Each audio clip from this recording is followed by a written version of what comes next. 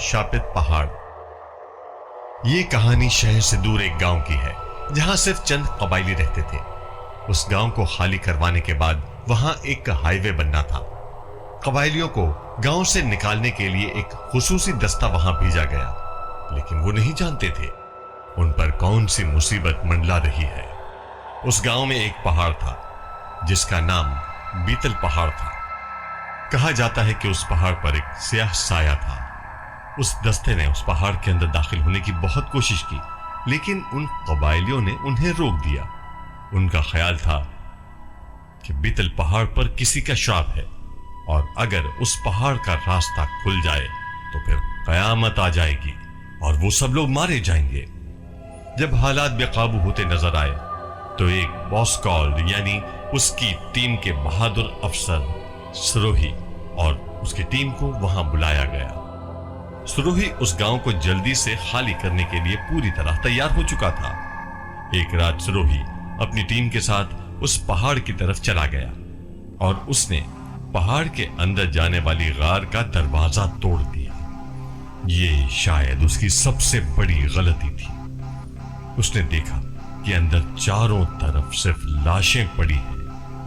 तभी एक लाश का हाथ उसकी तरफ बढ़ा, जिसे देखकर सिरोही की तबीयत अचानक बिगड़ गई और वो अपनी टीम के साथ वहां से वापस आ गया। उसने अपनी टीम को कुछ नहीं बताया। उसे डर था कि उसकी टीम घबराएगी, लेकिन उस रात सिरोही की समझ में नहीं आया कि उसे क्या हुआ। अगले दिन एक कबायली दौड़ता हुआ उसके पास आया और उसके करीब आते ही रोने लगा। वो बार बार बोल रहा था, उसकी फौज आ रही है, वो सबको मार डालेगी।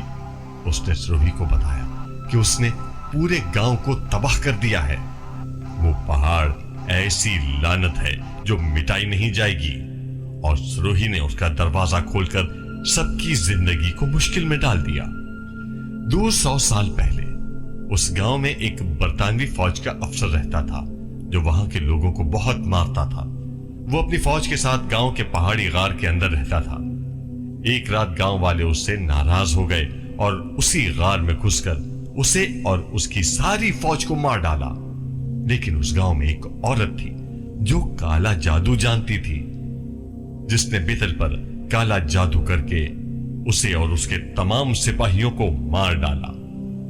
वो सब जिंदा थे, लेकिन जिंदा लाश बनकर रह गए, क्योंकि बीतल पूरी तरह सेहतियाब नहीं हो सका।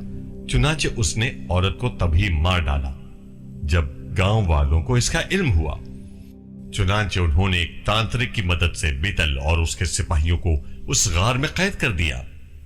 उस तांत्रिक ने उन तमाम गांव वालों से कहा कि बीतल अब एक शैतान बन गया है जिसे कभी मारा नहीं जा सकता। वो एक दिन जरूर वापस आएगा। उस तांत्रिक के कहने पर उन गांव वालों ने उसका बुत बनाया और उसकी पूजा करने लगे। उन्होंने उसके बुत को खून पिलाना शुरू कर दिया ताकि बीतल देव उस गार में हमेशा के लिए आबाद हो जाए और कभी बाहर न आए। उन्होंने गार के बाहर एक बड़ा दरवाजा लगा दिया जो किसी ने आज तक नहीं खोला था। सिरोही ये सब सुनकर बहुत घबराया। वो समझ गया कि कल रात उसके साथ क्या हुआ था और वो दरवाजा खोलकर उसने कितनी बड़ी गलती की थी। सिरोही ने फैसला किया कि वो खुद उस गार में जाकर बीतल देव से लड़कर उसे खत्म कर देगा। सिरोही और उनकी पूरी टीम तैयारी के साथ रात को उस गार की तरफ रवाना हुई। जब सिरोही उस गार में दाखिल हुआ तो उसे कुछ नजर न आया, लेकिन एक अजीब मंजर था। जब सिरोही आगे बढ़ा तो एक रोशनी नजर आई। वो उस रोशनी की तरफ जाने लगा। वहां उसने बीतल के जिस्म का एक बड़ा मुजस्समा देखा जो उसी मुजस्समे के सामने बहुत खौफनाक था। एक बोसीदा सुर्ख वर्दी में मलबूस शख्स अपनी पीठ के साथ सिरोही की तरफ बढ़ा और ढोल जोर जोर से पीटने लगा। गोया जंग शुरू होने वाली थी।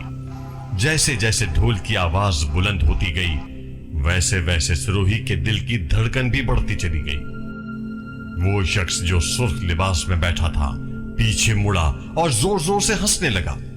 सिरोही ने पीछे मुड़कर देखा तो बीतल की मुर्दा फौज के सैकड़ों सिपाही और उसकी पूरी टीम उसकी तरफ आ रहे थे।